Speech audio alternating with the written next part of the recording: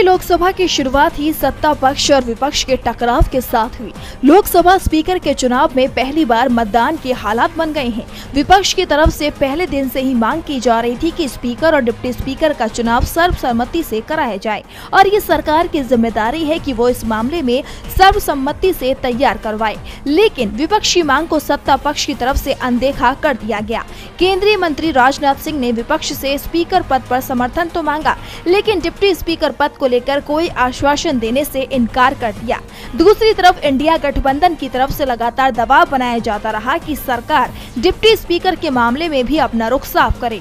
इस बीच कांग्रेस सांसद राहुल गांधी का बयान भी सामने आया कि सरकार ने अगर इंडिया गठबंधन की मांग नहीं मानी तो स्पीकर का चुनाव भी सर्वसम्मति से नहीं हो पाएगा। 11:45 तक इंडिया गठबंधन ने सरकार के प्रस्ताव का इंतजार किया और जब सरकार की तरफ से कोई संकेत नहीं मिले तो कांग्रेस के सुरेश ने इंडिया गठबंधन की तरफ से स्पीकर पद के लिए अपना नामांकन कर दिया।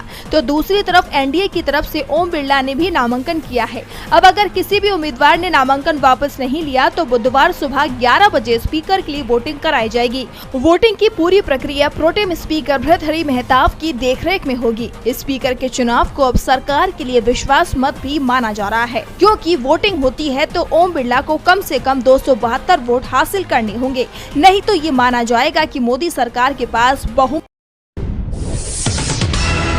लोकसभा के पहले सत्र का दूसरा दिन काफी हंगामेदार रहा। बता दें कि संसद में कई नवनिर्वाचित सदस्यों ने शपथ ली। सत्ता पक्ष के लोगों को विपक्ष ने शपथ के दौरान संविधान की कॉपी दिखाई। जब अरुण गोविल ने शपथ के दौरान जय श्री राम बोला तो विपक्ष ने जय अवधेश का नारा दिया। इसके अलावा एक और मुद्दा सुर्खियों में रहा और वो है ओवैसी का बयान। असदुद्दीन ओवैसी ने शपथ के बाद फिलिस्तीन के समर्थन में नारा दिया। बता दें कि आज राहुल गांधी और अखिलेश यादव समेत कई विपक्षी नेताओं ने भी शपथ ली। राहुल गांधी ने सत्ता पक्ष के सांसदों को संविधान की किताब दिखाते हुए शपथ ली। शपथ लेने के दौरान विपक्षी नेताओं के हाथ में संविधान की कॉपी नजर आई। आज शपथ लेने वालों में कांग्रेस के सांसद राहुल गांधी, सपा चीफ अखिलेश यादव, टीएमसी महासचिव अभिषेक बनर्जी, डीएमके नेता कनिमोझी, पूर्व Lok Sabha speaker Om Birla, AIMIM chief Asaduddin Owaisi का नाम भी शामिल है। बता दें कि 18वीं लोकसभा का पहला सत्र सोमवार को शुरू हुआ। इस दौरान प्रधानमंत्री मोदी समेत कई सदस्यों ने शपथ ली और दूसरे दिन बाकी बचे सदस्यों ने शपथ ग्रहण की। सांसदों के शपथ के बाद अब बुधवार को स्पीकर का चुनाव होगा। 27 जून को राष्ट्रपति का अभिभाषण होगा और इसी दिन से राज्यसभा की कार्यवाही भी शुरू हो जाएगी। 2024 का लोकसभा चुनाव बीजेपी के लिए निराशाजनक रहा, जहां बीजेपी लगातार अब की बार मोदी सरकार अब की बार 400 पार का नारा दे रही थी, लेकिन इसी नारे ने बीजेपी को इस बार चुनाव में करारा झटका दे दिया।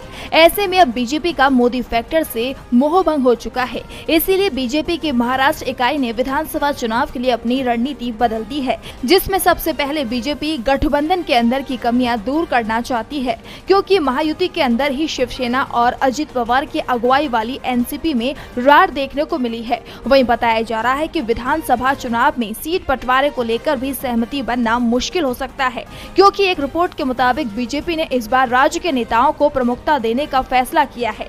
उनके द्वारा सुझाए गए रोड मैप को ही आगे रखा जाएगा, क्योंकि हाल ही में हुई बैठक में बीजेपी नेताओं ने कहा कि केंद्रीकृत राजनीति की वजह से महाराष्ट्र में नुकसान उठाना पड़ा।